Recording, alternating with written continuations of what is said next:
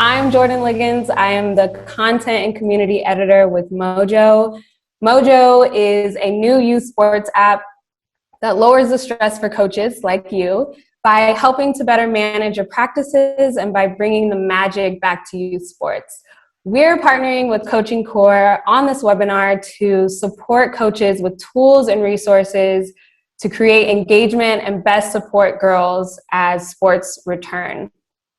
Since its inception, Coaching Core has been committed to ensuring kids living in underserved communities have access to quality sports experiences through coaches because the research is clear.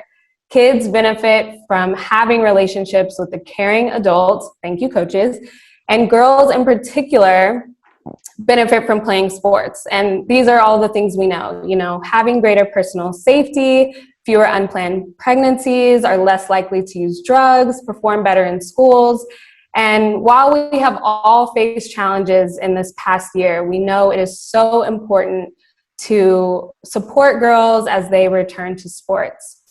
It's my pleasure to bring this amazing group of panelists. I said it's like bringing the Avengers together, this all-star team, to talk about this topic and to share their perspectives of how to engage and support girls and provide tools for coaches. So let me introduce our panelists. First, we have from Coaching Core, Rob Marcus, the Director of Government and Community Engagement, to share his experience coaching girls. Welcome, Rob. Yeah. And we have Dr. Jenny Etnayer, who is the co-chair of MOJO's Athletic Advisory Board, also a professor and associate chair of the Department of Kinesiology at UNC Greensboro. Hey, everyone.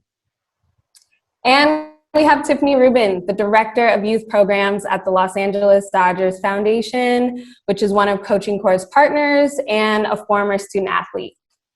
Hi, everyone. Thank you for having us. Awesome. Thank you all so much for being with us today. And let's go ahead and get started. First, Jenny, I want to start with you. Let's talk about some of the research around girls and sports participation. What are some of the barriers to girls' participation, especially for girls of color? Yeah, so one of the biggest barriers that we know of is lack of time. And I find that an interesting barrier because that is true for boys and girls and adults who don't find time in their daily lives to exercise or be physically active. But importantly, we know that lack of time is a larger barrier for adolescent girls. And part of that might be related to some of the societal norms that dictate that it's the adolescent, teenage girls who may have more home care responsibilities. They may have more housework responsibilities. They may also be taking part-time or full-time jobs to help out the family financially. So we know that lack of time is a big barrier. And a second huge barrier for girls that is different than boys is peer pressure coming from their peers who may not themselves participate in physical activity or sport. So, if we put ourselves in the shoes of a 13 or 14-year-old young girl whose friends are not themselves athletes, well, then you can imagine the pressures that they're going to have in terms of those friends wanting their time, wanting them to be available, to get together, to socialize through social media, to just be in contact with one another. And then the third one that I'll mention that's important to think about is really safety and access. So we know that especially if we're talking about people of color who may be living in areas where it's not as safe to be outside, people who live in urban areas where it might not be as safe to be outside, that can be a real barrier to sport and physical activity as well. And then we also talked about kind of the difference between barriers and why girls are quitting and dropping out of sport and how there's a difference there. So can you talk to that a little bit more? And then on a positive note, why are girls getting into sport to begin with? Yeah, those are great questions, Jordan. So, when we think about why girls drop out of sport, some of it is competing pressures, right? So as you're going through middle school and into upper school or high school, you're starting to have increasingly more options and you're having increasingly more say in what you get to do. right? And so a lot of times it's young girls maturing and making different choices. But the challenge for us is to imagine how we can make sure that sport stays one of their top choices, right? That sport and physical activity stay a top choice. And part of that is making sure that we keep the fun in the game. So if you ask kids why they have dropped out, the overarching number one reason that kids will tell you why they've dropped out of sport is because they were no longer having fun. Well, I always think, how can that be? I mean, sport by its very nature was created to create fun. That's its whole reason for existing. But not the way it sort of exists in the modern world, which is that there's a lot of pressure tied around sport. There's a lot of evaluation tied around sport. And so, girls are dropping out because it's not fun. Why isn't it fun? Partly because there's a sense of increased pressure, partly because there's increased pressures on them to start making decisions for themselves. And then the other thing I want to throw out there that's really important for us to think about is children will drop out of sport when they feel like they are not competent at that sport, right? So again, coaches in the audience, like, how do we stop that from happening? Well, we make sure that all of our athletes have a sense of success every day they come to practice. That doesn't have to mean they're the best kid out there. In fact, it shouldn't mean they're the best kid out there. What it means is that they come to practice, they feel valued, respected, and rewarded for effort and trying hard and improvement, right? Because those things are within the control of the female athletes every day they come to practice.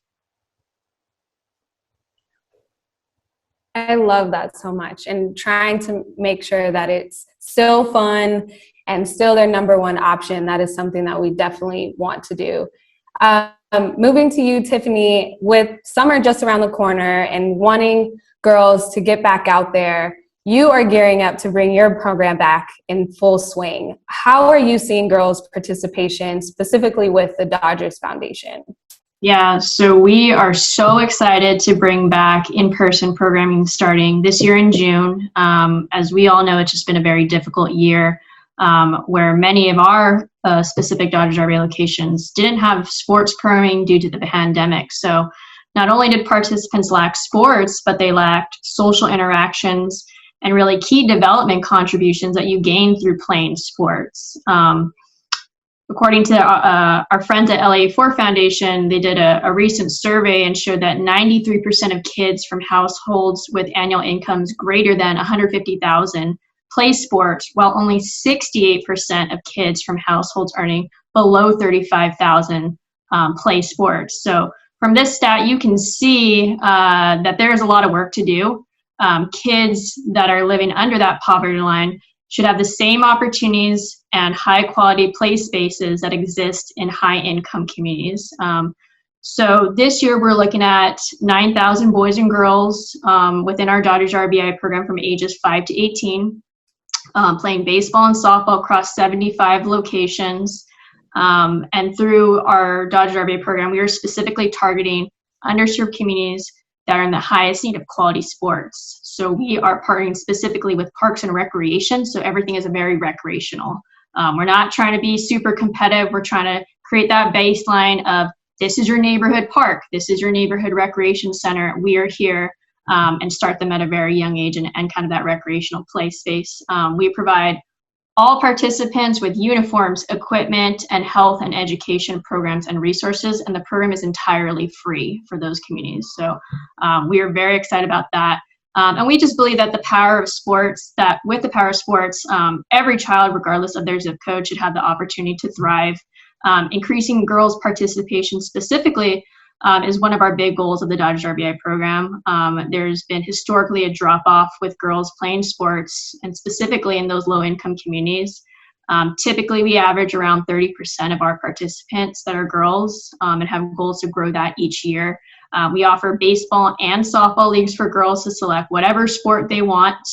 We don't want them to just have to choose softball. If they want to pick baseball, no problem. And I think for us, it's important that the various locations offer both sports. So participants have the opportunity to choose or play both.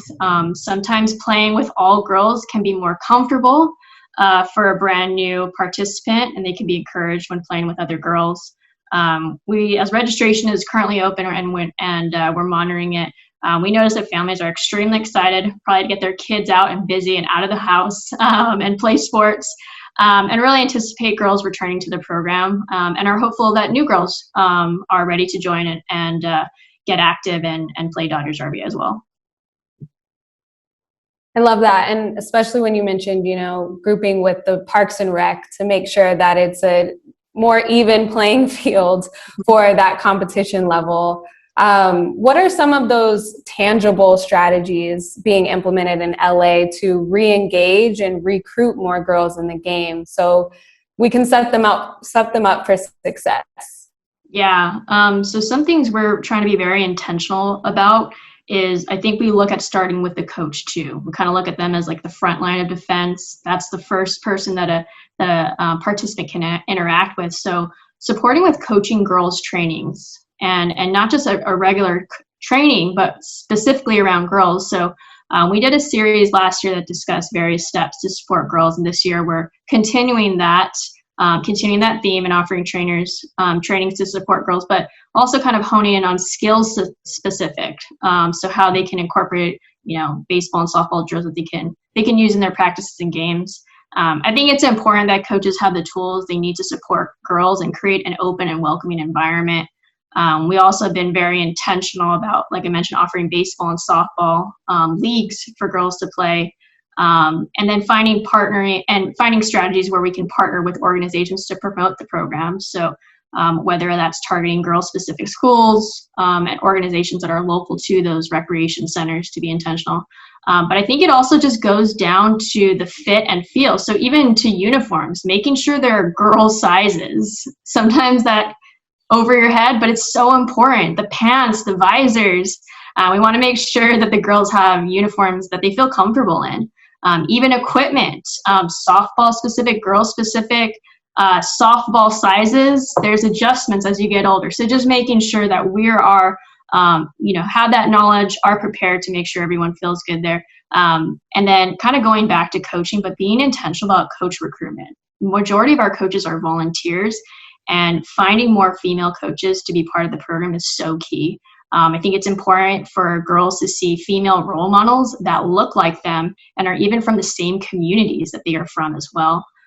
We have an amazing partnership with Up to Us Sports where we have 25 what we call field champions who are trauma-informed trained coaches. We spread them out through the various Dodgers RV locations.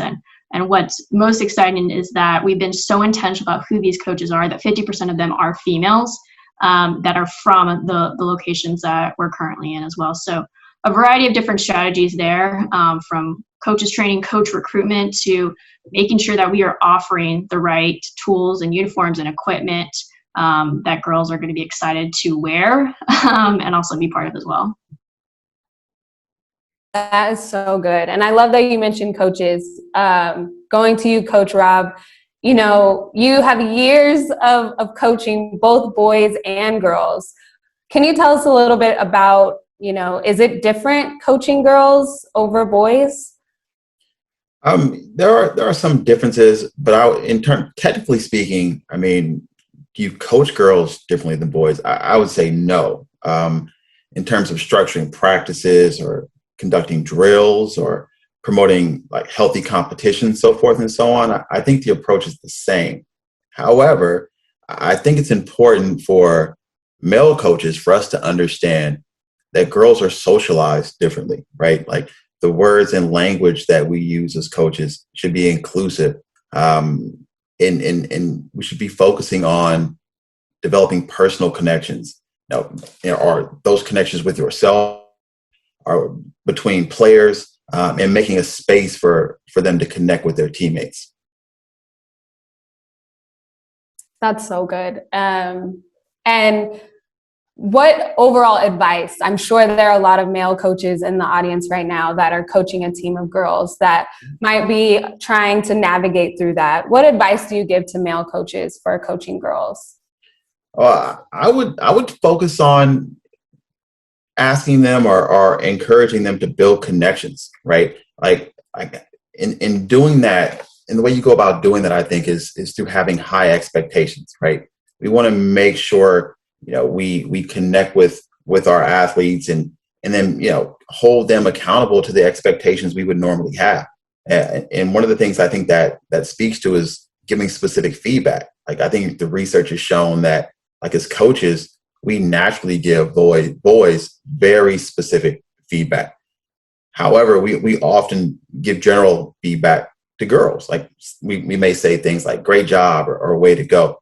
However, girls, they're old and they want and they need, specific constructive feedback. They can improve their skills, on the field, but off the field as well. I love that. I was that player. I was like, give me the feedback, please. I want to be better. I want to beat my brother. How can I do that? So I love that advice. Going back to you, Jenny, for this concept of the athlete identity, something that Coaching Core has an importance on, and something that's really near and dear to my heart, of, this idea where girls can say, I am a soccer player rather than I play soccer. It is the participation of sport is non-negotiable. It's really a part of who they are. Can you share some developmentally appropriate ways that coaches can help create and foster that sense of athlete identity? Yeah, I think one of the things that's really important for us as coaches, I think, is to always might be too strong, to make sure that we have a commitment to focusing on process, right? So I am a soccer player because I go out and practice playing soccer, not because I score goals or win games. I'm a soccer player because I enjoy interacting with the soccer ball, right? And I enjoy interacting with my soccer team. So as coaches, it's so important that we reward their efforts within the game and their improvements within the game that are self-referenced. I don't have to be the best soccer player. I just have to be a soccer player, right? And part of it, sort of going back to something Tiffany was saying about having uniforms that fit properly, right? Well, part of my identity comes from this uniform. Part of my pride comes from this uniform. And if it's a club that I've been a member of for a period of time, if it's a club that I have older siblings that played for, if it's a school team, putting on that uniform is part of identity. And the other thing that I'll say is, if you're playing a club sport, come up with a cool name, but not you, the coach, right? Ask the kids. Let the kids help select a team name that they can take pride in, that they can take joy in, that they can feel socially connected to. And then I'll say one more thing, Jordan, and that is, it is wonderful for kids to be soccer players. That's such a great first step. But I'm a physical activity advocate, right? I don't actually want them all to be just soccer players. I want them to be athletes more broadly. I still consider myself an athlete. And anybody who saw me would say, you're not an athlete. You don't compete anymore. Well, that's not true. I play ping pong with my children. I walk and am self-referenced in how far I walk. I ride my bicycle, and I'm telling you, I don't want anybody to pass me when I'm riding my bicycle, right? I am still an athlete in the sense that I have a mentality, that I have athletic skills and abilities that I can bring to bear at any time that I want to in any sport or physical activity that I choose to. And so I think, starting out as a soccer player, that's great. But if soccer player is not going to be it for this child, then let's make sure that they also think I'm an athlete. At the bigger level, I'm an athlete. And let's teach children holistically to be competent in a way that if soccer ends up not being the sport I'm going to stick with, I can readily transition to basketball, Jordan. There's a throw out for you. Or I can readily transition to baseball, Tiffany, right? But I'm holistically trained, so I'm competent and capable and confident and rewarded for my effort and process. So I know that I can step into that next sport, and I can try that sport. So athletic identity, I think, is like a broader level that we want to strive for. And then within there, I might have several identities that relate to specific sports. That's so good, Jenny, because it's bigger than the sport. It goes beyond even in your career, even when you're playing ping pong and anything that you do, having that competitive drive that girls learn from just playing sports, no matter if you were the best or not the best on the team, that is something that is just a part of who you are. And And going to you, Tiffany, you were a student athlete as well. How vital was playing sports for you growing up? Yeah, and Jenny said it perfectly, but I started playing sports at a very young age, and my parents signed me up for every sport to try and stay busy. There was nothing that I wasn't doing. And I think growing up, baseball and softball kind of stuck for me, and specifically baseball. I was, one or the only girl that played. For me, that didn't really intimidate me. That just kind of made me more determined. So I was a pitcher, so I was not only the center of attention, but I had the ball in my hand. So I loved the challenge. Eventually, I did transition to softball and really fell in love with it. The transition for me to softball was what I needed. I felt more comfortable playing with girls personally. Playing sports was extremely important for my development as growing up. I was typically a shy kid. But when I played sports, I felt comfortable and free to be myself. I felt like I was a whole nother person. I felt confident, empowered, and was surrounded in an environment where my teammates and coaches supported me on and off the field. It felt like I had an extended family through sports. So I was always excited to come. Like I mentioned, baseball and softball and basketball was kind of my true passion. And I really didn't want to choose only one to play. So in order to do that and have fun, my parents never forced me to play on leagues and teams that were too extreme or over competitive. I tried playing on high-level basketball teams, your AAU, your gold level softball teams, and it just wasn't fun. It felt like I had to do it. So I stuck with playing both sports, but more on a local level. And I loved it. Playing sports at that level made me happy, but ultimately it was the people and my teammates that made me stick with it. It was the reason I wanted to show up and play hard for them. Happiness, I truly believe, is what made me excel so much in high school. I didn't play, like I mentioned, the high elite travel ball teams, but I made varsity basketball my sophomore year, and I was a starter on varsity all 4 years of softball. So it's, again, that happiness piece just kept me going. After high school, I decided to pursue softball at the collegiate level. I went to a community college for 1 year and then received a full scholarship to play at Morgan State University. So my journey is sports has stuck with me my whole life. I just don't know who I would be without it. And I wouldn't be where I would be currently without sports. And now my position involves sports. So now I'm able to get the full circle of what I experience and give back to communities that might not have all the right opportunities they need to excel on and off the field. That's so good of that happiness being the key and the fun really driving you to keep your competitive drive. What are some specific things that coaches did to help you develop that athlete identity and keep you in sports, which is what we're trying to do with a lot of girls growing up? Yep. They believed in me and they listened. I had coaches who would yell, get in my face. That didn't work for me. It made me not want to play, and it was not motivating, as you can imagine. I was lucky to really have some amazing coaches who looked out for me, got to know me, and pushed me to become better.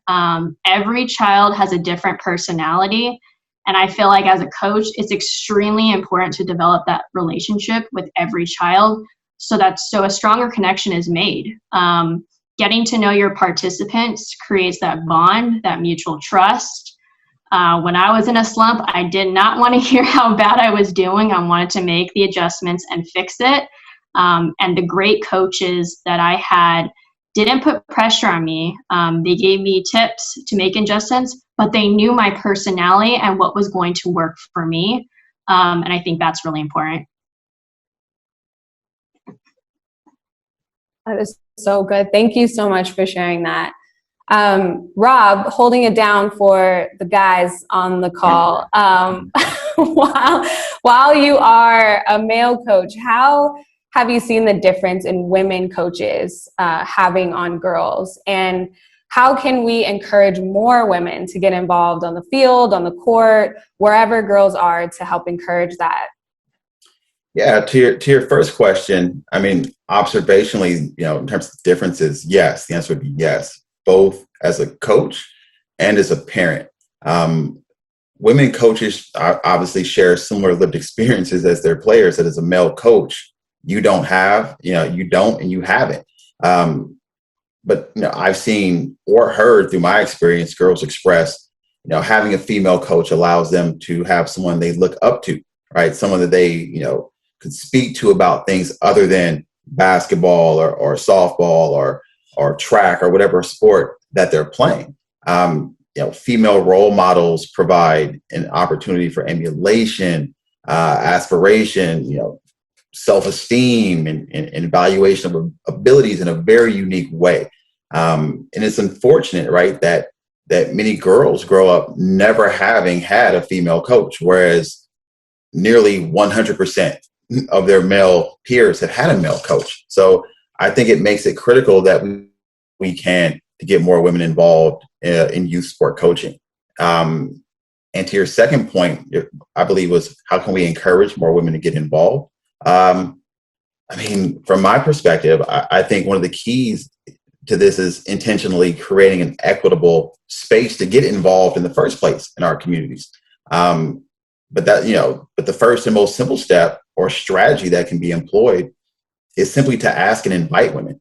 I mean, I don't think, this isn't happening nearly enough, to be honest. I think if we just ask more frequently and make clear that the space needs and wants women, the youth sports space needs and wants women to become coaches and mentors in their community, that might be viewed as a level of encouragement. There are other strategies like working to include co-coaching options for new coaches. Again, I think support is key. If you knew that you would have, support and then you wouldn't be the only one if you were a new coach out there leading a group through activities and someone would be there to step in, for example, if you had your own obligations to see to, that might be a way to encourage more involvement. Promoting early involvement, right? Getting young women out to coach and mentor early would potentially provide a space in which they felt more comfortable doing so later on in life. And I mean, there are the other options like resources, right? Pay, like investing in the community, I think would all be tools and strategies that could be employed to encourage more women to get involved in youth sport coaching. I love what you said about the need and the want. Like that is something that we really have to yell from the rooftops that we want more women in coaching. And Jenny or Tiffany, do you have anything to add there? I was just to add to what Rob said and not repeat anything. I think having specific coaching education opportunities that are for women only can create a safe space for people who might be a little bit hesitant that first day to come out. And then, I think of some of the bigger clubs, like I think of our big soccer club here in town locally.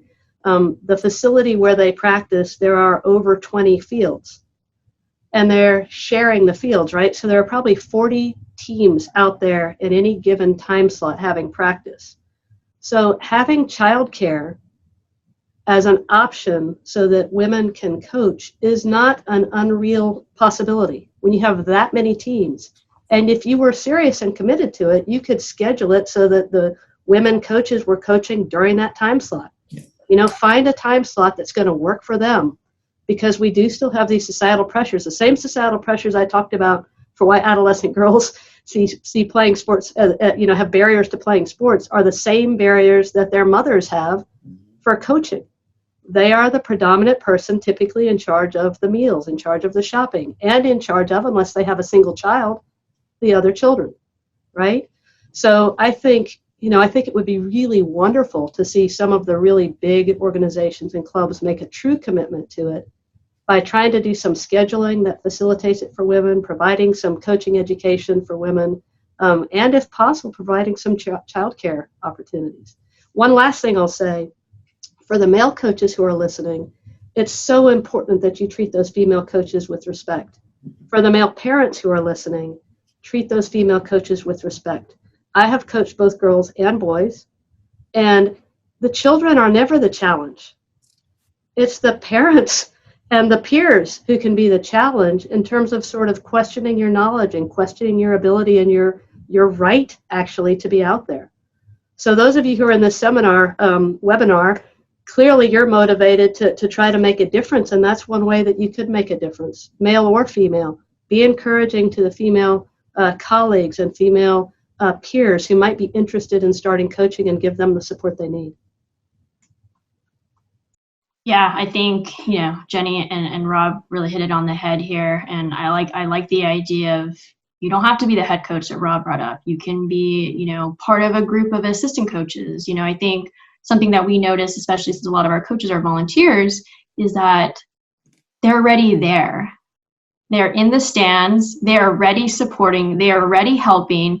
But this coaching has this weird line of, I can't fully commit to the team, or I don't know how to do those things. So at a recreational level, we are not developing Dodger players and Olympic athletes. This is just having fun, and the kids will want you to be part of their experience. And it's all about fun. It's all about interacting at that positive level. But how can we pull specifically those women out from kind of being behind the scenes or the stands to just say, coach first base with me, coach third base with me, be in the dugout with me, help me with this lineup, and ease our way into it. And I think it's all about empowering, but from coaches that have been around for a while to male coaches, how can we support them and empower them? And it's not even about just getting women at this point. It's just, how are we creating a positive development atmosphere that just starts with the people that are already committing by showing up. We just need to pull them into the dugouts at this point and give them a role. That is so good. Thank you guys so much for sharing that. One last question for the group, where we can be, the coaches in the audience, biggest cheerleaders. As kids return to sports around the country and support for girls continues, it's going to be like the first day of school all over again, right? We talked about it. It's going to be those jitters, the fear of being judged, and sometimes starting from scratch. What are some words of encouragement to coaches that we can share as they too are getting back into it, and as they're seeing more girls come into their programs? Jenny, how about we start with you? Yeah, sure. I mean, I think that's a perfect segue, Jordan, because, as we know, all of us, our children and us, have been at home for a really, really long time. And so it's really fascinating to understand how our social skills have sort of dropped, And so to me, I think that sport, especially this summer, has such an important role to play in helping children sort of polish off their skills, sort of brush off the dust from being home and come out and start interacting again in a positive way. And so I think coaches, this is such a great opportunity for you to just provide a really supportive environment, recognizing that, the first day of practice, kids are always nervous. Now think about the first day of practice when they've been at home for maybe 18 months, not having interactions that are face-to-face, real interactions, but having these distanced interactions. And then also remember that sport can be intimidating because it is a place where people socially compare and where people have a sense they're being evaluated. So to the extent that you can minimize that for the kids, you're going to make it a more welcoming, first day, first week, first couple of weeks, where you're just like, and I know coaches, this is how you guys are. I'm so happy to see you. I am so happy to see you. Give me something, give me a high five, give me a fist bump, whatever, just be thrilled to see those kids, because it's going to be, I think, an important transition for them to help them be ready with their life skills when they return back to the school settings in the fall.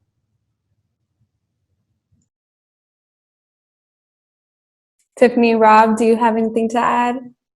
Yeah, I'll chime in. 100% agree with everything that Jenny is saying. And just to reiterate that kids just need, sports more than ever. And being away for so long has been extremely difficult. I would say be patient and compassionate when getting back to play. Focus on your team culture. Wins only last so long, but memories will last a lifetime. Kids will remember everything, and the role you play in their development can really help them get through any struggles they may be encountering now or the future. And the impact of you as a human being will go a long way. So don't focus on the W's on the scoreboard.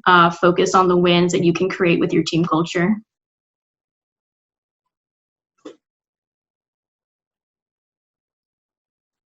Oh, Rob, I think you're on mute. I second everything, I've heard, thus far. I mean, I love all of that I'm hearing. I would just like to really, in terms of words of encouragement or what to think about as we reopen. I mean, we're coming off of a devastating period, right, in our country, and specifically in our Black and Brown communities. The pandemic has been absolutely devastating. Our kids have not had access, and they're going to be coming from a place of trauma, right? They've experienced great trauma. And I think it's key for coaches in the community to make sure that they're modeling empathy, right? Like, one of the most important things that they can do is just listen, right? Listen to understand the experiences and perspectives of our girls. Be curious, ask questions about their lives. As a coach, like, if they're seeing, key adults in their lives being empathetic and modeling that, like, through practice and intentionality, in terms of listening to and understanding others, like, that would be a great place to start. Also, like, I would encourage coaches to, like, really make sure that they're creating a safe and inclusive environment for our young girls. When they come back for the first time, make sure you're welcoming them to practice. Include rituals that promote a positive team culture. Make sure that, you're using language that really makes folks feel included, and be willing to support them when they're both on and off the field. It's been a difficult time for our kids. That is so good. Thank you guys so much for answering that. I feel encouraged. I'm not even a coach yet, but I want to go coach right now because of this great advice. Tiffany, to your point, over the wins and losses, I remember the sleepovers way more than any record that I've ever had growing up. So fostering that team culture, making sure that people feel welcome when they come back is so, so important. Thank you, guys. We are going to answer some questions from the audience right now. We have time for a few of them. First one, this is from Mr. Hinton. Are you concerned about students returning and injuries might be high from this lack of time off?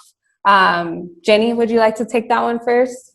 Yeah, I mean, I think that's an important thing to consider, especially if you've got athletes who, if you're coaching at a level where you're used to the athletes coming back to you fit and ready to play because they've just come off a previous season or because they're playing sports year round, then this may be a new way of thinking, right? So you may be used to that, but that might not be who you're going to see right now. So coming in the door now, maybe kids who really have been fairly sedentary for, this length of time is hard to even imagine, but for like almost 18 months, right? If you're talking about starting a sport in this upcoming month. So yeah, I think being really sensitive to that and making sure that you ease into the higher level of activity that you might be accustomed to, but making sure that you ease into that.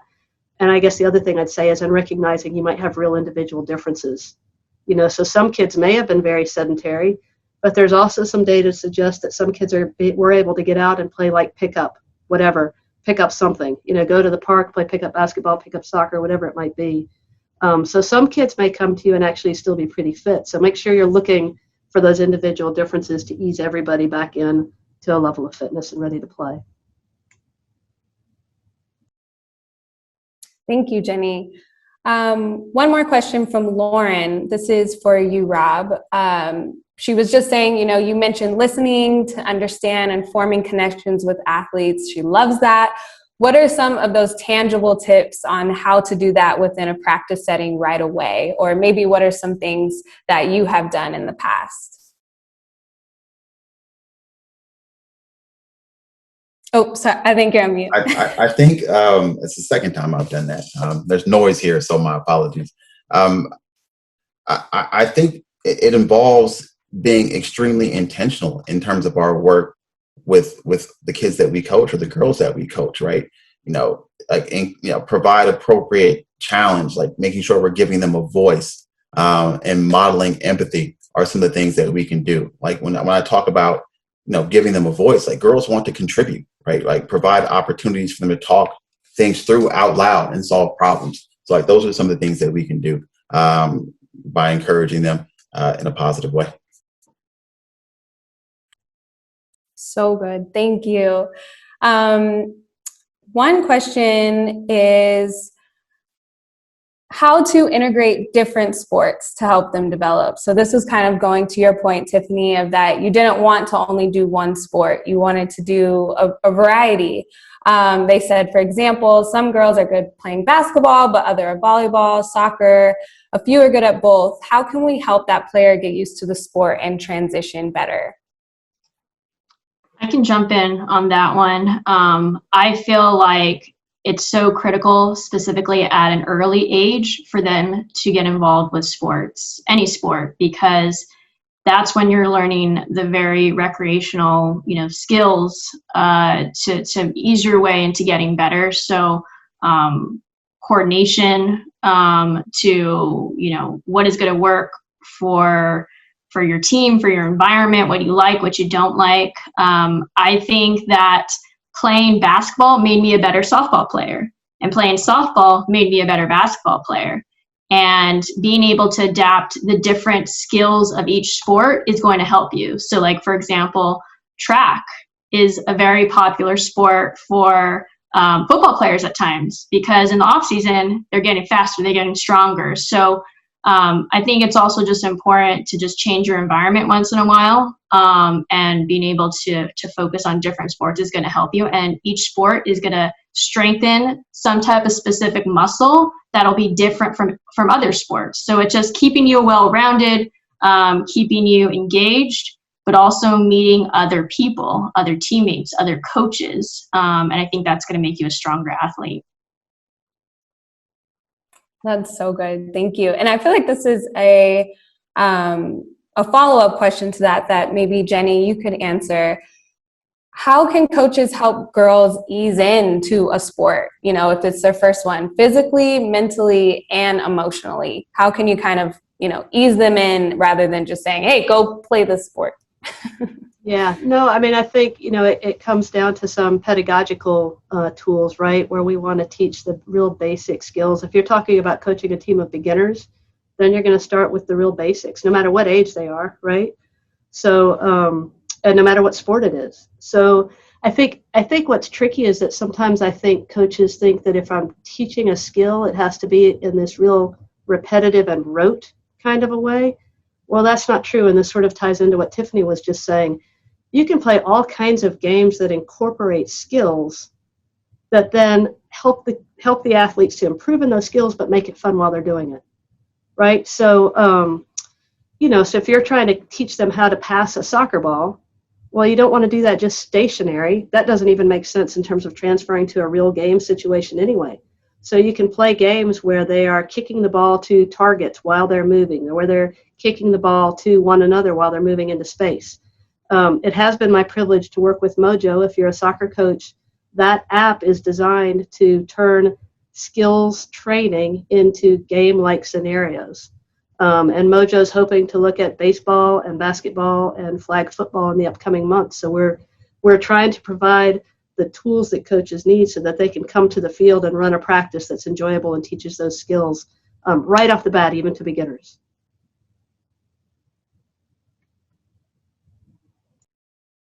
Thank you so much for sharing that. Rob, do you have something to add? Yeah, one of the questions I saw pop up in the chat is around, I found interesting, is like, how can coaches learn to be empathetic, like with their kids? Yes. that's right. That's something we're very passionate about. Like coaching core, we have an empathy training that we're very, very passionate about. That teaches coaches, right, to create a positive and healing team environment where kids feel safe and seen and heard and valued. It teaches them how to recognize their athletes' strengths and to unlock their potential. So I think, check us out. I think empathy is key moving forward. And I think like having this resource for coaches is going to be critical to their development going forward as we emerge from this pandemic and try to support girls and all kids through youth sport. I wish I had a shirt that just said "I heart empathy" because it is so important and so needed in sports and life and building those relationships between teammates and coaches. It is so important. So thank you so much, Rob. Tiffany, another question for you from Justin. How can women in sports or organization help courageous women to get into those careers of sports and being able to follow those passions? Yeah, there is a place for women, and I think we are slowly seeing an increase of more women in the front office. Individuals like Kim Ng, who became the first general manager of Major League Team, and the role she has. But it took some time. She has been with MLB for a very long time. She is overqualified, but how she leads and how she's taking on not just her role, but what that means to all the girls and all the women out there. It's truly inspiring. I think knowing your facts, being prepared, and it's okay to stand out. I think sometimes we tend to, I don't want to speak up, or I want to stay in the back of the room, but you gotta show off a little bit. And I think something that's key is that when you're playing sports, that competitive side, that determination never leaves you. And I think you have to bring that with you as you continue in your career path. I think for me, specifically, sometimes I'm still one of the few women in the room when we're talking youth sports. But like I mentioned, I was one of the only women playing baseball. So it didn't change. I just learned how to adapt my surroundings. And now I use sport as how I'm looking at my career path. But opportunities are out there. And don't ever feel like something doesn't qualify. We are more than qualified. We just have to step up to the plate, take that challenge, and put ourselves out there. But there are so many front office positions, from marketing to finance to game day responsibilities to baseball operations or the sport operations. And I think we're slowly getting to a point where it's getting a little better. But there is so much room for growth, 100%. Can I just add something, Jordan? I was just going to say, for all of us, from my point of view, coaching is one of those things where you're never going to actually be done learning how to do better, right? Like if you're a coach, it's like you're an educator. I'm not done learning how to get better at being a professor. I'm not done learning how to get better at being a teacher. And so I think, it's sort of to address this and just sort of add on what Tiffany was saying. I would encourage people to really seek out mentors and role models. Even as adults, it's okay, right? Like if there's somebody that I see that has the job I want, or that has a job that's similar to what I want, male or female, seek that person out, ask them for advice. How can I get into that position? And my guess is that particularly for the females who are in those positions already, as long as they're not overwhelmed with requests for some help and advice, my guess is that they would be very responsive to trying to give guidance to people who aspire to a position that's similar to what they have.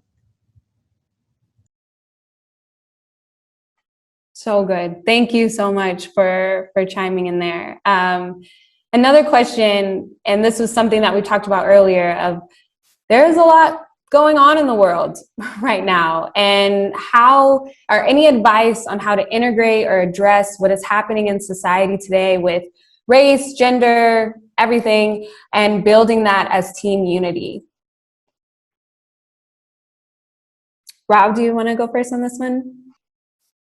Yeah, I think it has to be acknowledged, right? And I think we have to. We live in a new world now. I mean, where the ills of society, especially as they pertain to our Black and brown youth, right? In our most under-resourced, marginalized experiences, we can't ignore them.